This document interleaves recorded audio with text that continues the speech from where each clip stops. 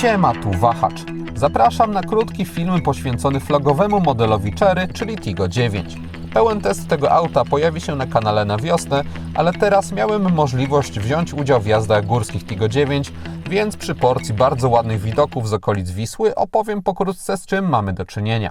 Flagowość omawianego modelu oznacza nadwozie mające 481 cm długości i 192 cm szerokości i mogące pomieścić do 7 osób. Mniejsze Tiggo 8 też to oferuje, jest swoją drogą o niespełna 10 cm krótsze. Tiggo 9 wyróżnia się za to układem napędowym, który mogłem trochę poznać podczas tych krótkich jazd.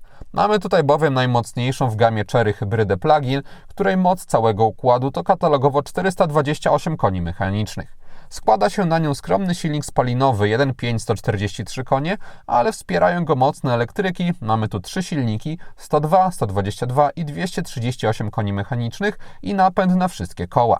Do tego dochodzi akumulator 35 kWh i faktycznie odbierając w pełni naładowany samochód przy temperaturze lekko powyżej zera, komputer pokładowy pokazywał 125 km zasięgu na prądzie i spadał on w sposób całkiem neutralny w trakcie jazdy. Też spodobało mi się, że nawet na różnego rodzaju wzniesieniach Tiggo 9 nie opuszczało trybu elektrycznego, zatem mając swoje gniazdko w garażu, przedstawiany model faktycznie traktować można jako z grubsza elektryka na co dzień i dłuższe użycie silnika spalinowego może być postrzegane jako scenariusz wyłącznie na solidniejsze międzymiastowe trasy albo podczas bardzo ostrego przyspieszania, bo wtedy benzyna będzie musiała się bez względu na wszystko wybudzić, aby wspomóc ten proces. Dodatkowo mamy tutaj możliwość ładowania prądem stałym poprzez CCS z mocą aż 71 kW i ładowanie 30-80% trwać ma według katalogu 18 minut, zatem pod tym kątem również można mówić o bardziej elektrykowym klimacie. Poza tym samochód można ładować prądem zmiennym z mocą do 6,6 kW. Jazda w trybie elektrycznym skutkowała także płynnym przyspieszaniem i ogólnymi pozytywnymi wrażeniami.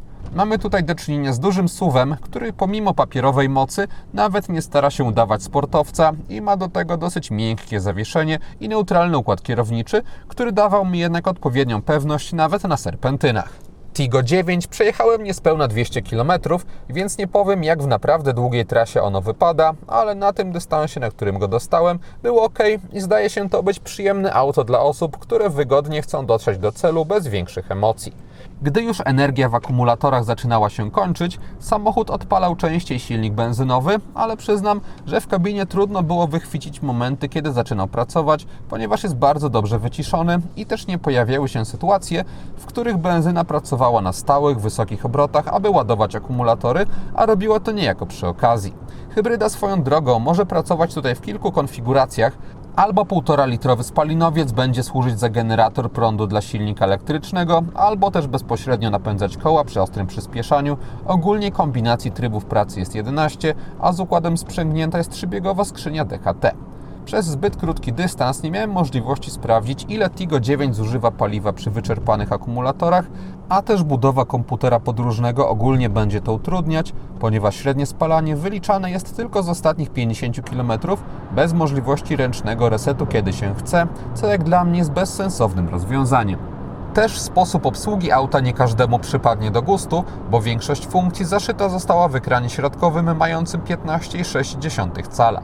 Przez gabaryty jest on czytelny, ale chociażby trzeba tam zaglądać, aby sterować klimatyzacją i nawet przy krótkim kontakcie dało się odczuć, że niektóre operacje wymagają więcej uwagi niż powinny. Tiggo 9 jest za to bardzo dobrze wyposażone i taki poziom uzyskuje się już wyjściowo, ponieważ cennik jest w nim wyjątkowo prosty i składa się z jednego układu napędowego, jednej wersji wyposażeniowej i braku możliwych do dokupienia pojedynczych opcji, a cena auta to 209 900 zł. Poza solidnym układem hybrydowym dostaje się tutaj naprawdę dobre wyposażenie, bo mamy na pokładzie chociażby skórę naturalną na fotelach, które mają też podgrzewanie, wentylację, elektrykę. Tylna kanapa też ma elektryczną regulację, mamy szklany dach, wyświetlacz head-up, kamery 360 stopni i jeszcze sporo rzeczy, ogólnie jest na bogato. Jedynie na brak adaptacyjnych matrycowych świateł LED można tutaj narzekać. I to tyle, co przygotowałem z tych krótkich jazd Chery Tiggo 9. Na pełen test zaproszę wkrótce, gdy on się pojawi, wrzucę link w opisie tego filmu, ale pierwsze wrażenie auto zrobiło na mnie pozytywne, bo jakość wykonania stoi na wysokim poziomie i w kabinie można poczuć się całkiem luksusowo. Mamy solidny układ elektryczny i przyjemne właściwości jezdne, jeśli ktoś poszukuje bardziej leniwego, drogowego krążownika, a to wszystko za lekko ponad 200 000 złotych.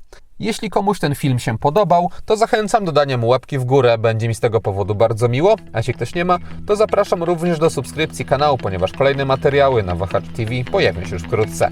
Na razie!